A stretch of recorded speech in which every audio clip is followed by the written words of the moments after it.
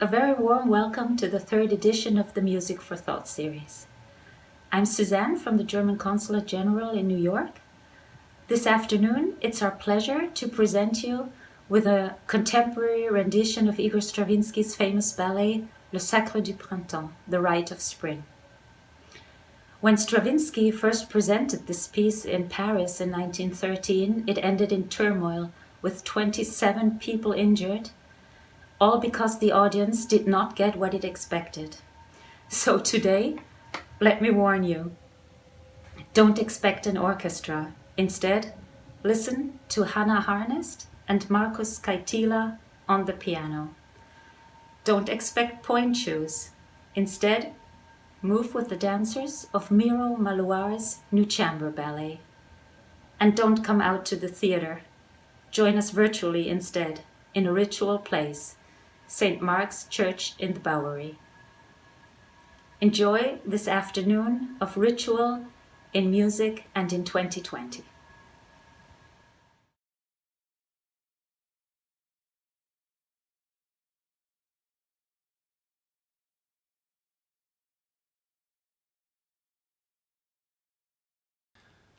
The Rite of Spring, Le Sacre du Printemps, was composed by Igor Stravinsky, one of the most important and influential composers of the 20th century.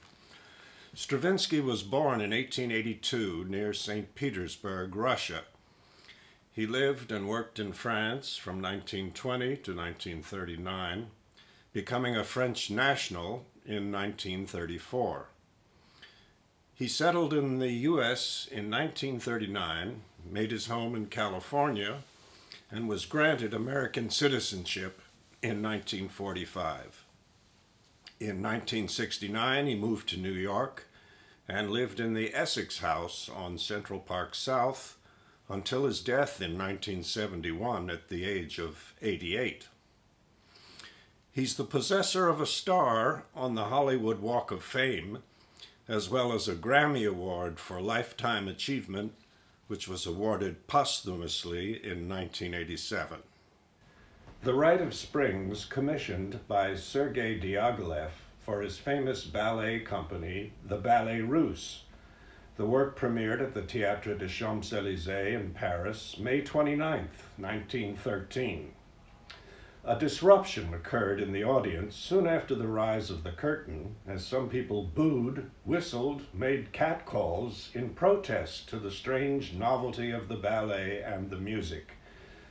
The primitive dancing and the shocking irregularity of rhythm displayed in the choreography and the music were simply too avant-garde for some of the audience to accept. As a musical composition, The Rite of Spring does not conform to any preconceived compositional design.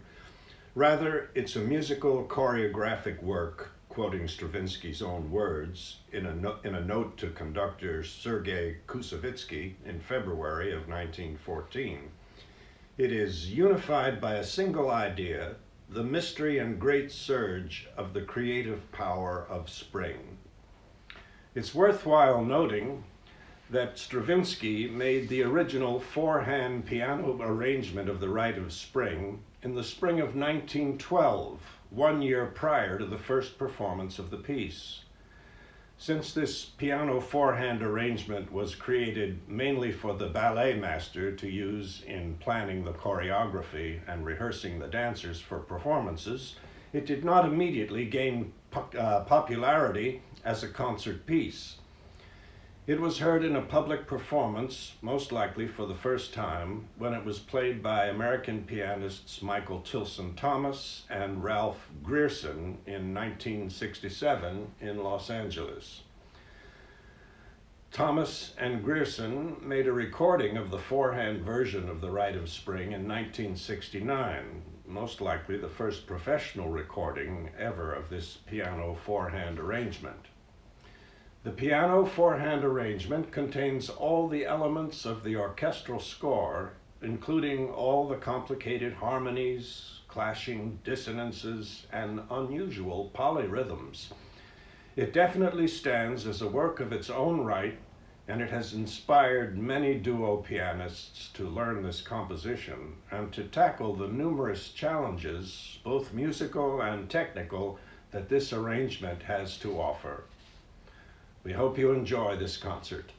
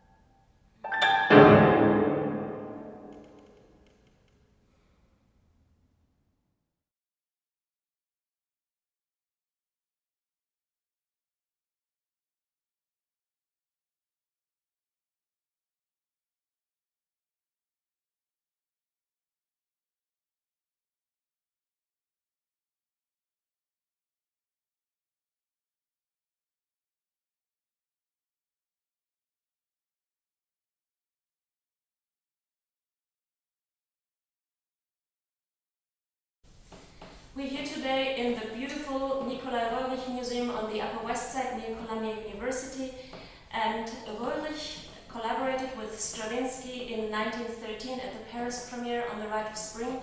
He designed the stage designs, and here behind us you can actually see the designs for the US premiere in 1930 that was performed by the Philadelphia Orchestra and Leopold Stokowski. We consider the Rite of Spring one of the most shocking musical events in the 20th century because the music was so new with all the rhythms, the meter, and certainly the dissonances in harmony. But what's most upsetting is the story behind it. And it's a story about a pagan ritual where everyone comes together to welcome spring, and where a young girl gets chosen by the elders to become the sacrifice of the ceremony and to eventually dance herself to death. I welcome here today Megan Foley, dancer, Miro, Magloire, choreographer, and Markus, Kaitila, pianist. We want to speak today about how ritual has become something that people have increasingly turned towards to, especially during the pandemic. What is ritual for you?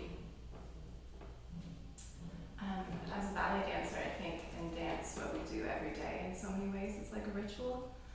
We come together and have a class and we're doing the same movements all together every single day with a common goal of bettering ourselves in the same art form, and then we rehearse, we coordinate ourselves in movement, and we do that many years with many different people. I think it forms a community, and I think that's really a ritual in many ways.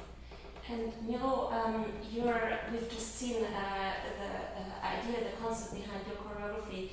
How did you express the ritual that's being celebrated there? What was your idea behind it? Well, the idea behind this version of the Rite of Spring was, first of all, to try something new, because of course there's the original version whose designs we have behind us. That was essentially a ritual seen from the outside.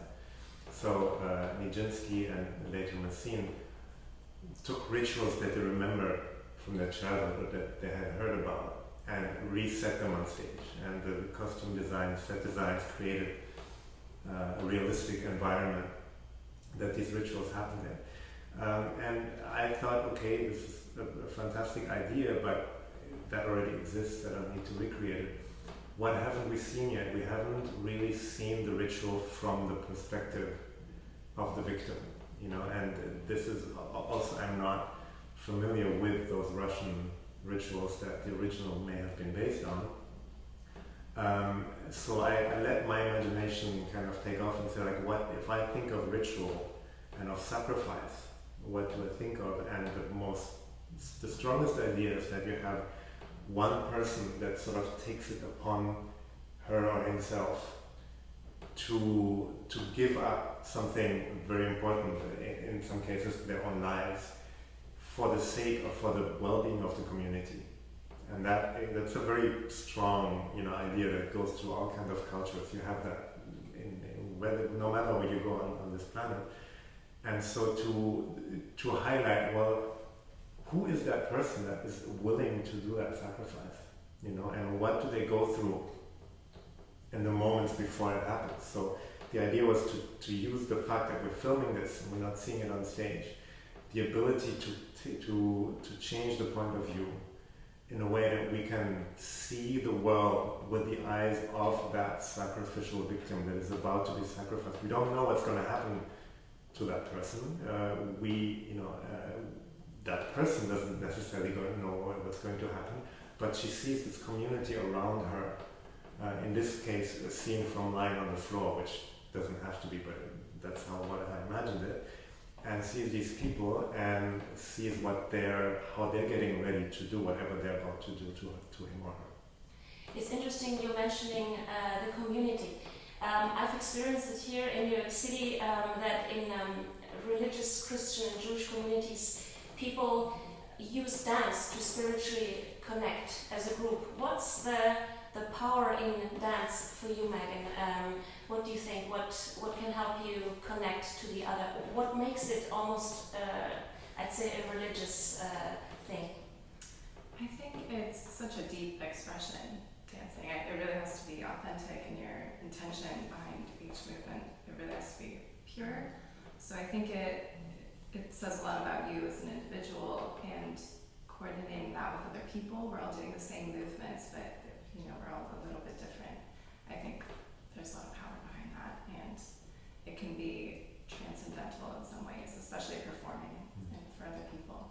So, Miro, what do you think? How does your choreography or the fact that we are adding dance to the music enhance the whole experience of this ritual?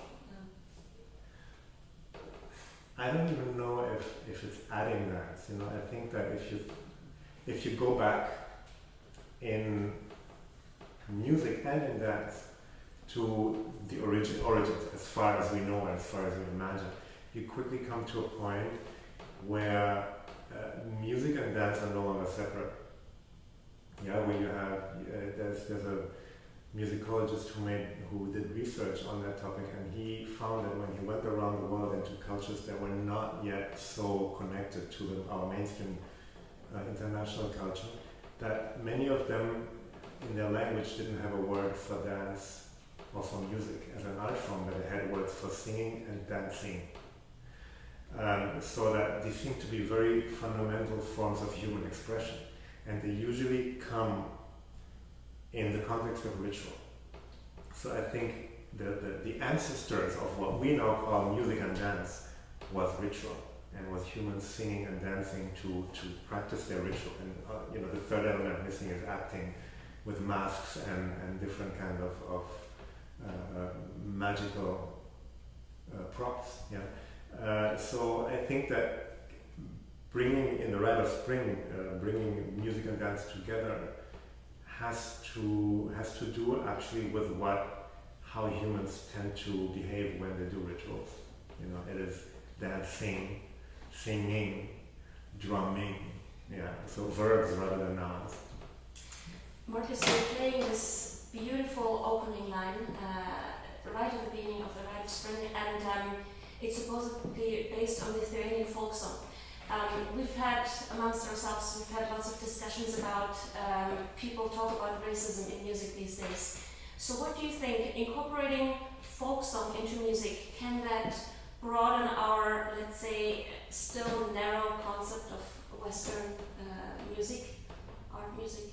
Yes, certainly. It's been a sort of politicized topic thanks to the wars in the past century, and people across or on both sides of the ocean, lack the real experience from the other of the other. So Europe, the old country, has a lot of these old small national cultures and groups that have in times moved and migrated quite a lot, diasporas and so on.